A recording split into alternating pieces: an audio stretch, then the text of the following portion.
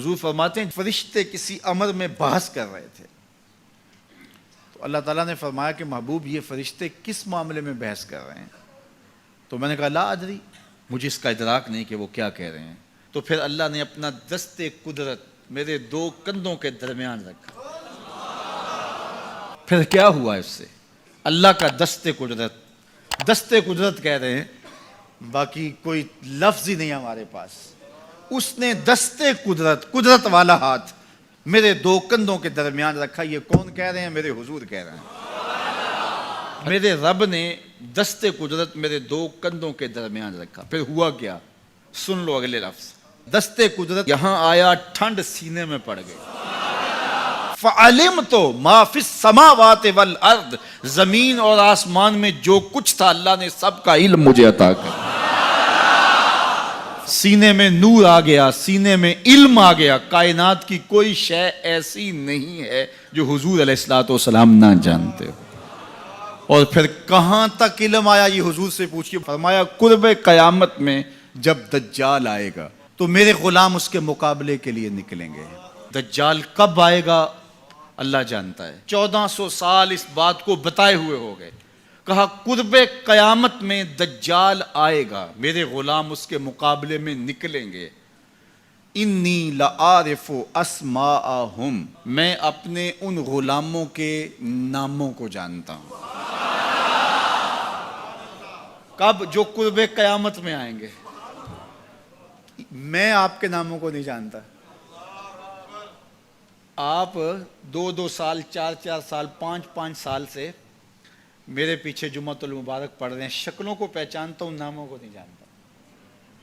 کئی لوگ بڑے شوق سے کہتے ہیں جناب وہ نذیر صاحب، ندیم صاحب، فلاں صاحب، وہ آپ کے، میں کہتا ہوں تصویر دکھاؤ گے تو میں پہچانوں گا۔